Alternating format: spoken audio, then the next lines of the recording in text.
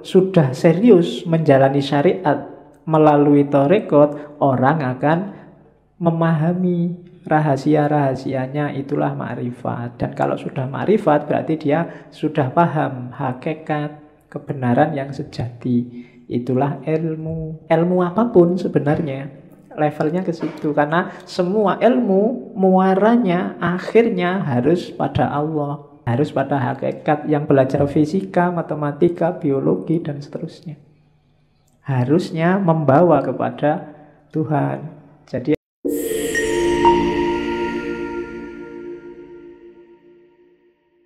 bismillah, dimulai. Saya potong yang bagian awal ya. Tidak apa-apa, sekali-sekali pakai bahasa Arab biar kayak ngaji beneran. Jadi itu kalimat di bab awal, pembukaan. Sebenarnya sebelum itu ada beberapa uraian tentang cahaya, bahwa segalanya memang awalnya adalah cahaya. Nanti ada penjelasan tentang Nur Muhammad, kedudukan ilmu dan lain sebagainya. Cuma saya loncati biar tidak terlalu panjang dan kelihatannya di beberapa bagian perlu penjelasan khusus.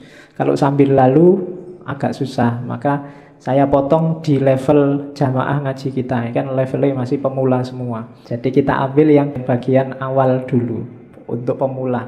Itu kalimat awal. Fal ilmul munazzalu alaina ilmani. Ilmu yang diturunkan oleh Allah pada kita itu ada dua jenis ilmu, dua jenis pengetahuan. Zahirun wa batinun. Lahir ada ilmu batin, yakni asyariah wal ma'rifah. Yang lahir namanya syariat, yang batin namanya ma'rifat. Fa'amrun bisyariati fa'amaro bisyariati ala zahirina wabil ma'rifati ala batin. Maka Allah memerintahkan untuk melaksanakan syariat terhadap lahiriah kita, jasmaniyah kita, wabil ma'rifah ala batinina, dan memerintahkan untuk makrifat pada batin kita. Lian tajah min ijtima'ihima ilmul haqiqah, supaya lahir dari persatuan syariat dan makrifat, yaitu ilmul haqiqah, pengetahuan tentang hakikat. Jadi ilmu itu dua, syariat dan makrifat, ilmu lahir dan ilmu batin. Yang syariah diperintahkan untuk lahir, yang makrifat diperintahkan untuk batin. Dua-duanya harus jalan. Jadi kalau ada orang bilang tasawuf itu anti syariat, arti belum banyak membaca buku tasawuf. Hampir semua sufi bilang makom itu, level dan suluk itu dimulai dari syariat. Cuma jangan berhenti di syariat. Syariat cuma lahirnya, butuh batinnya. Beliau menyebutnya makrifat. Jadi nanti kita lihat contohnya banyak nanti, bagaimana lahir sama batin. Hidup kita kan juga begitu. Lahirnya ini ngaji, cuma kalau batinnya nggak beres, ngajimu nggak ada nilainya. Ngaji cuma pingin nonton santri yang putri-putri misalnya, itu kan nggak dapat apa-apa. Mumpung kelihatannya sekarang banyak putrinya berangkat, beda kan, hasilnya beda. Kalau batinnya nggak beres, lahirnya juga nggak bernilai. Tiap hari apel nganter, tapi di dalamnya nggak ada rasa apa-apa. Itu kan nggak ada nilainya nganternya sama apelnya. Wong nggak ada senengnya itu. Awalnya kan batin dulu, baru ada manifestasi lahirnya. Apapun itu, kuliah, apalagi kerja, apalagi bahkan makan, ini kan aspek lahiriah. Batinnya harus beres. Kuliahmu itu cari ilmu apa cari ijazah apa cari gelar? Makan itu biar kenyang apa biar hidup apa biar besar apa biar, itu kan batinnya. Segalanya pasti ada lahirnya, ada batinnya. Keduanya harus beres. Batin juga enggak ada apa-apanya. Pak, saya ikhlas Pak ngaji itu Pak, tapi nggak pernah ngaji, ya podo wae, ya kan? Atau ngaji tapi niatnya ndak ikhlas, sama aja. Jadi harus gabung. Pak, saya kuliah itu ndak ngejar ijazah Pak, saya ndak ngejar gelar. Pokoknya saya nyari ilmu aja. Makanya saya sampai semester 14 nggak lulus-lulus. Wong memang nggak pernah masuk, nggak pernah datang ke kampus. Jadi podo wae, lahirnya nggak beres. Keduanya harus beres. Kalau keduanya harus beres, akan ketemu namanya ilmul hakikoh. Kebenaran yang sejati, hakiki. Oh ini toh hakikatnya. Itu loh. Kita melakukan banyak sekali religious service, cuma kita nggak pernah ada O-nya. Oh, sholat itu berarti rahasianya ini toh. Oh, puasa itu berarti ini yang dimaksud oleh Allah. Oh, zakat itu. Kalimat O ini menunjukkan kamu sudah menemukan hakikat. Jadi, oh, intinya ini ternyata yang tiap hari saya lakukan itu. Itu bisa ketemu kalau gabung antara lahir dan batin, syariat dan hakikat. Itu kan di surat Ar-Rahman disebut terusannya marojal bahroini yaltaqiyan bainahuma barzakhul la yabghiyan. Jadi dua laut yang dibiarkan oleh Allah mengalir kemudian bertemu. Dua laut itu tafsirannya Syekh Abdul Qadir Jailani ya syariat dan makrifat. Ketika yaltaqiyan melahirkan hakikat. Bainahuma barzakhun tapi layab rian. Di antara keduanya ada batasnya, ada bedanya. Tapi layab rian, tidak saling menafikan, tidak saling menghoibkan. Keduanya penting, saling butuh. Wa illa famujarrodu ilmi dzohir la tahsulul hakikoh. Tidak ada batin, maka ilmu lahir saja tidak akan bisa menemukan hakikat. Wala yasilu ilal maksud, dan tidak akan ketemu maksudnya. Wal ibadatu, dan ibadah itu, wal ibadatu al kamilatu yang sempurna, bihima, berdasarkan keduanya. La biwahidihima, tidak karena salah satunya. Jadi harus ada duanya. Wa ma khalaqtul jinna wal insa liya'budun. Dan tidak aku ciptakan jin dan manusia kecuali untuk menyembahku. Tafsirnya Syekh Abdul Qadir Jailani, liyak buduna itu ai sekaligus liyak rifuni, supaya kenal aku, supaya makrifat. Jadi ya'bud itu ibadah zahir, di situ terkandung liyak rifuni, supaya kenal Allah, supaya makrifat. Kenapa? Faman lam ya'rifhu kaifa ya'budhu. Barang siapa ya, karena siapa yang tidak mengenalnya, bagaimana dia bisa menyembahnya. Kita bisa, ya, ibadah itu kan melayani Allah, mengabdi pada Allah. Nah kalau kita tidak kenal Allah, tidak ada aspek makrifatnya, tidak ada aspek batinnya, gimana kita bisa melayani Allah, memenuhi permintaannya Allah? Jadi keduanya harus saling ada, saling mendukung, saling membantu untuk mewujudkan hakikoh, pemahaman akan kebenaran yang sejati. Itu dasarnya. Makanya malam ini saya kasih judul ibadah lahir dan ibadah batin. Ini loh rankingnya katanya Syekh Abdul Qadir Jailani. Tadi kan ilmu itu dua jenis. Kalau di ranking ilmu itu dari lahir masuk ke batin. Batin itu tadi kan ke dalam sama sekali. Jadi ilmu paling kelihatan itu ilmu lahir. Isinya perintah, larangan, hukum, halal, haram, sunnah, mubah, dan lain sebagainya. Itu ilmu lahir. Boleh ngerokok apa enggak boleh, boleh apalagi. Itu kan hukum semua. Facebook itu haram apa halal, kan gitu. Itu ilmu lahir. Kalau lahir saja tanpa batin, ya nanti kayak ayat tadi, tidak nyampe maksudnya. Hanya berlandaskan pada nas dan yang kelihatan saja. Itu yang bikin sering-sering ada fatwa aneh-aneh. Karena yang dilihat lahir saja. Saya lupa dulu di Mesir ada fatwa untuk menghindari zina mata, zina macam.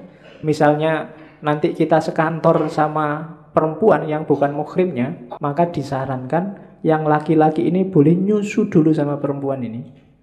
Kalau sudah nyusu kan jadi anak susuan, halal. Bukan lagi. Loh ada kan yang gitu loh. Dulu saya lupa Mesir apa mana itu, mufti yang fatwanya aneh. Jadi biar kalau kita berdua sama perempuan bukan muhrim satu ruangan kan nggak boleh. Biar halal, nyusulah dulu. Kalau sudah nyusu, jadi anak susuannya halal sekarang. Enak ya kalau gitu. Oke, tapi nggak usah minta nyusu ya di masjid. Oke, lo kalau mempertimbangkan lahir cuma itu bisa memainkan dalil. Untuk tidak begitu ya masuklah ke level yang lebih dalam, ilmu batin. Ilmu batin level paling bawah, level paling dangkal itu batinnya syariat, namanya thoriqoh. Di dalam thoriqoh ada yang lebih dalam, namanya makrifat. Di dalam makrifat ada yang lebih dalam, yaitu hakikat. Itu yang katanya Syekh Abdul Qadir Jailani, batinul bawatin. Batinnya batin. Jadi lapisan paling luar syariat, lapisan di dalamnya thoriqoh. Di dalam thoriqoh ada, di dalam makrifat ada hakikat. Jadi syariat itu, perintah lahiriah ini pasti ada maksud dan tujuannya. Kesanalah kita menuju maksud dan tujuannya. Itulah namanya thoriqot. Kalau kita menuju ke sana, kita akan menemukan pemahaman. Oh, rahasianya ini toh. Itulah makrifat. Kalau sudah gabung semua, syariat, thoriqot, makrifat, kita akan sampai pada makom namanya hakikat, menemukan kebenaran yang hakiki dan sejati. Beberapa sufi menganggap makrifat sama hakikat ini satu level. Orang yang sudah ngerti hakikat pasti dia makrifat, orang yang makrifat pasti kenal hakikat. Jadi yang jelas ada syariat, jalani itu, kemudian kejar rahasianya, maksudnya. Jangan cuma kayak mesin, ya robot yang diprogram A terus jalan A, tapi pahami tujuannya. Gapailah tujuan itu, itulah namanya thoriqoh, cara menemukan tujuan dari syariat. Kalau sudah serius menjalani syariat melalui thoriqoh, orang akan memahami rahasia-rahasianya, itulah makrifat. Dan kalau sudah makrifat berarti dia sudah paham hakikat, kebenaran yang sejati. Itulah ilmu. Ilmu apapun sebenarnya levelnya ke situ, karena semua ilmu muaranya akhirnya harus pada Allah, harus pada hakikat. Yang belajar fisika, matematika, biologi dan seterusnya harusnya membawa kepada Tuhan. Jadi ada level lahiriah ilmunya syariat, terus thoriqohnya. Jadi ilmu ini yang bisa membawa ke Allah pakai jalan apa? Itu namanya thoriqoh. Kalau sudah menjalani itu akan memahami rahasianya sampai di namanya makrifat. Kalau sudah sampai makrifat, insya Allah disitulah ketemu hakikat. Jadi syariat, thoriqoh, makrifah, hakikat. Di bawah itu ada hadis yang dikutip oleh Syekh Abdul Qadir Jailani, asyariatu sajarutun. Syariah itu pohon. Wathoriqotu ahsonuha. Dan thoriqot itu dahannya. Wal ma'rifatu aurokuha. Makrifat itu wal haqiqatu asmaruha. Hakikat itu buahnya. Saya tidak tahu kalau bahasa Indonesia asmara itu jangan-jangan menyerap dari bahasa Arab. Asmar itu buahnya banyak. Jadi asmara itu berarti buahnya banyak. Oke. Wal Qur'anu jami'un ya bi jami'iha. Dan semua itu tentang syariat, thoriqot, makrifat, hakikat itu dikompilasi oleh Allah dalam Al-Qur'an. Bi jami'iha kita bisa menemukannya gimana? Bidalalah wal isyarah. Kalau bidalalah namanya tafsir, kalau wal isyarah namanya takwil. Ada yang bisa langsung dipahami dijadikan dalil, namanya tafsir. Ada yang sifatnya isyarat, harus pakai takwil dulu, baru ketemu rahasianya. Jadi ada ilmu lahir, ada ilmu batin, kemudian ada level dan rankingnya ilmu. Diawali syariat, terus thoriqot, terus makrifat, terus hakikat. Oke, sekarang kita lihat permis-permisnya. Berarti apa? Berarti ibadah itu dari syariat menuju hakikat. Berarti tugas kita di dunia itu yang pertama belajar tentang syariat, kemudian menjalani syariat, kemudian belajar tentang hakikat dan memahami hakikat, kemudian menjalankan hakikat lewat thoriqoh tadi. Jadi dari syariat menuju hakikat. Jangan khawatir kalau ada yang ngomong sufi tidak sholat, sufi tidak puasa, itu hoax. Kalau hari ini itu hoax. Itu saya potong beberapa kalimat yang bagus. Perbuatan yang baik mestilah dilakukan dengan cara yang benar. Kalimat ini bisa dipakai karena sekarang banyak orang yang melakukan perbuatan baik dengan cara yang tidak baik. Mengingatkan tapi nah itu melakukan perbuatan baik. Mengingatkan kan baik, tapi dengan cara yang tidak baik. Ngasih sedekah tapi pakai caci maki. Nah, itu juga perbuatan baik, ngasih sedekah. Jalannya bukan caci maki. Ngasih tahu tapi bentak-bentak. Nah, itu banyak kita sering melakukan perbuatan baik tapi jalannya tidak baik. Ada juga yang kedua, berhati-hatilah dalam beramal agar amalan itu bukan untuk dipertontonkan atau diperdengarkan pada orang lain. Semua dilakukan karena Allah, hanya nyari ridhonya. Banyak sekarang orang yang pamer, dan alhamdulillah media massa hari ini, medsos hari ini tuh mendukung kita untuk pamer, ya kan? Ngapain dikit aja diposting, difoto. Baru traktir temen nih, dipoto ces. Terus semua ngasih jempol. Ya enggak tahu sih, mungkin mamerkan itu ya motifnya juga mungkin bukan pamer, tapi ya wujudnya pamer itu. Untuk dipertontonkan atau diperdengarkan. Diperdengarkan itu ya kadang sok-sok kita kan cerita, kok kemarin nggak masuk, wah mohon maaf ya Pak, saya itu banyak acara Pak, hari kemarin itu saya diundang ke sana kemarin, ya itu memperdengarkan. Mempertontonkan atau memperdengarkan baik, bahwa kamu orang hebat, bahwa kamu melakukan hal yang terpuji dan seterusnya. Hati-hati katanya Syekh Abdul Qadir Jailani, nilai amalmu bisa rusak. Jadi hati-hatilah. Ya memang kita wajib melakukan kebaikan, cuma jangan sampai sudah capek-capek berbuat baik, tidak ada nilainya. Karena ujungnya hanya pamer, ujungnya hanya ingin dilihat atau didengarkan orang lain. So, hati-hati. Tidak akan ketemu hakikat. Syariatnya benar nolong orang, tapi ya karena terpamerkan, mungkin hasilnya ya cuma dipuji orang. Hakikat amalnya hilang. Jadi berbuat baik itu dari syariat menuju hakikat, kemudian pakai thariqat yang baik, dan motifnya harus ikhlas. Ikhlas itu tidak mempertimbangkan efeknya. Apakah dipuji orang, apakah dicaci orang, kalau memang baik dijalani aja. Nah itu rumusnya yang pertama untuk ibadah. Rumus kedua, untuk amalan kita bernilai, kita harus mau namanya tafakur. Kenapa? Yo, kita itu manusia, sok keliru, sok salah, kadang tidak pas. Biar pas apa? Yo sering-sering kita renungi perbuatan kita sendiri. Tadi aku ngaji ngapain ya? Niatnya apa? Yang dilakukan apa? Di kampus tadi ngapain aja ya seharian? Padahal aku punya tugas apa? Atau cuma ngobrol aja di kampus berjam-jam. Kemudian itu namanya tafakur. Kalau malam sempatkan untuk tafakur, katanya Syekh Abdul Qadir Jailani. Orang yang tidak pernah tafakur itu tidak akan naik level. Kamu diceramai tiap hari, itu tidak ada gunanya kalau isinya ceramah tidak nyambung sama hidupmu sehari-hari. Untuk bisa nyambung apa? Tafakur. Tafakur itu kayak sistem itu mencocokkan kompatibilitasnya biar nyambung. Untuk hidupmu, misalnya tadi nasihatnya Syekh Abdul Qadir Jailani, jangan amal untuk pamer. Itu kan kamu nyocokkan sama hidupmu. Kira-kira selama ini aku pernah pamer enggak ya? Pamer di mana ya? Motifnya memang pamer atau sebenarnya itu bukan pamer? Itu cuma tahadus bin nikmah. Wah, misalnya kamu kan sering begitu.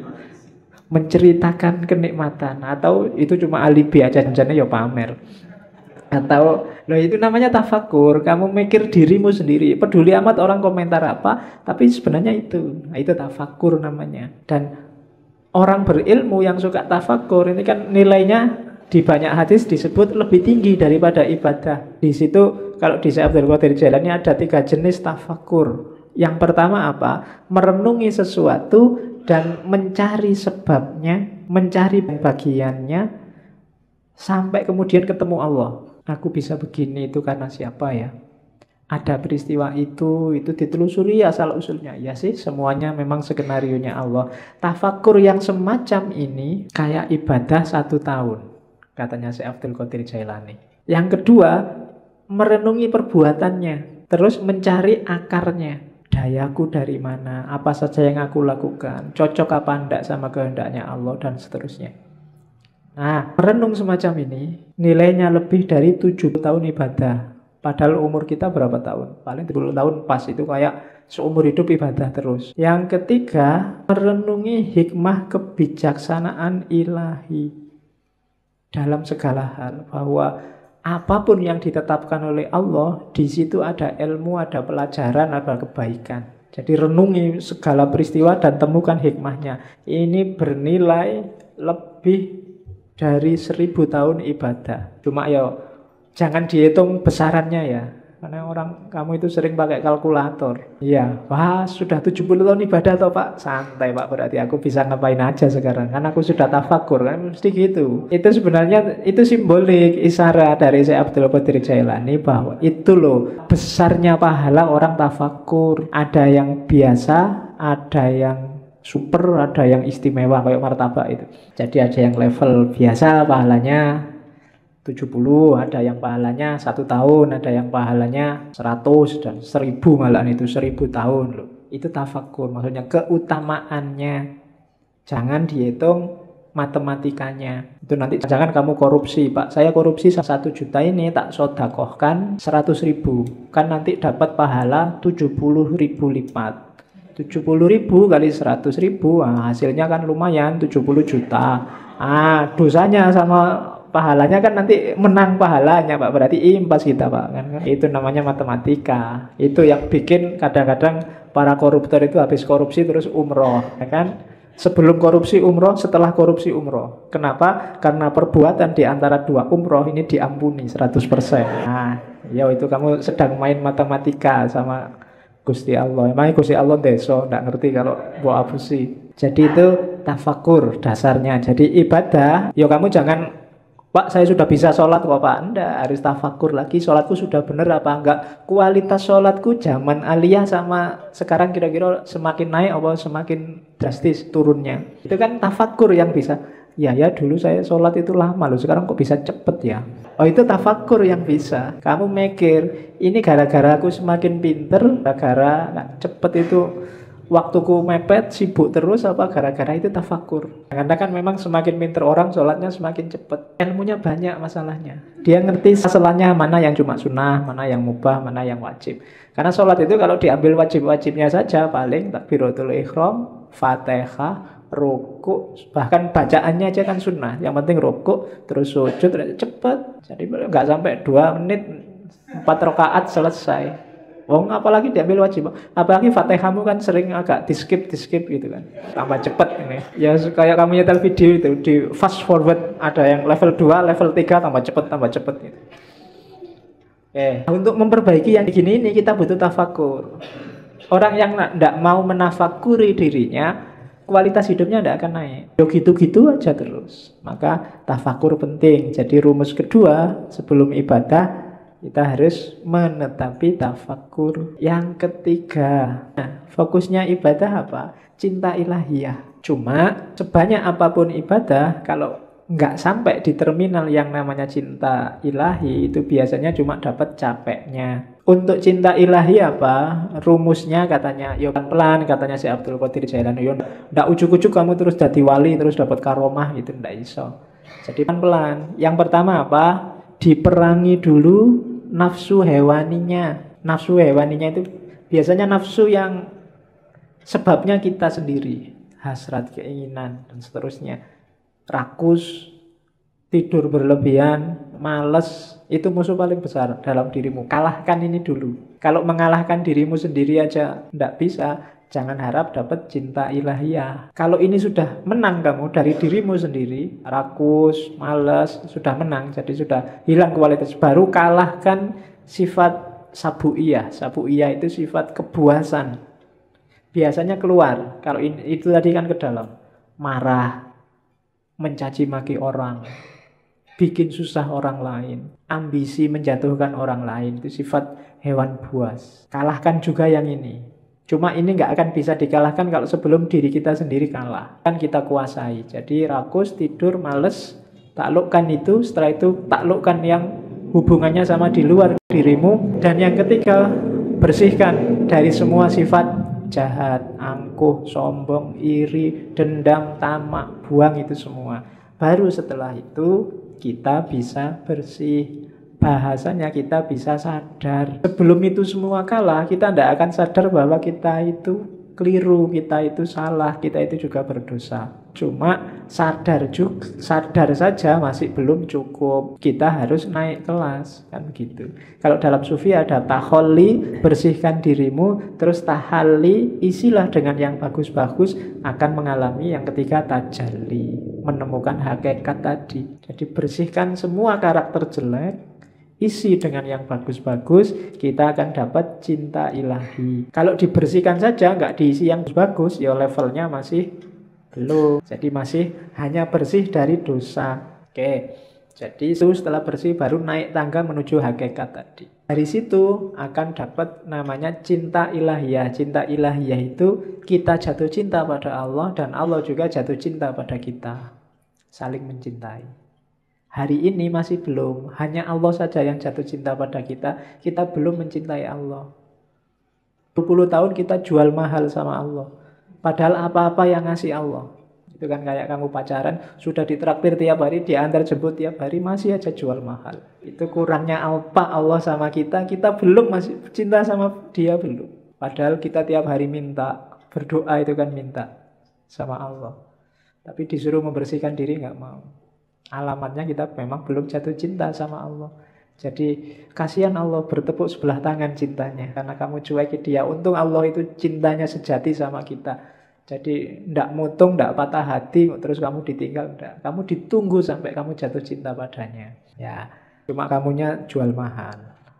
Saya ndak tahu kapan kamu sadar bahwa terlalu mahal kamu menjualnya sama Allah. Turunkan dikit lah harganya. Oke, kan? Apel sehari 5 kali. Itu pun waktu apel kamu cuek. Bayangkan loh, kalau kamu punya pacar terus pacarmu apel tapi pacarmu cuek. Diajak ngomong tapi pikirannya kemana-mana. Tidak fokus sama yang diajak ngomong, itu kan tidak enak. Dan tiap hari Allah kamu gituin. Waktu kamu sholat pikiranmu kemana-mana. Tidak merasa sedang berhadapan dengan dia. Itu kalau manusia biasa sudah nangis-nangis itu. Sudah minta putuskan saja aku. Cuma Allah enggak, karena Allah sangat sayang pada kita. Rahman dan Rahim. Maka ini tipsnya dari Syekh Abdul Qadir Jailani.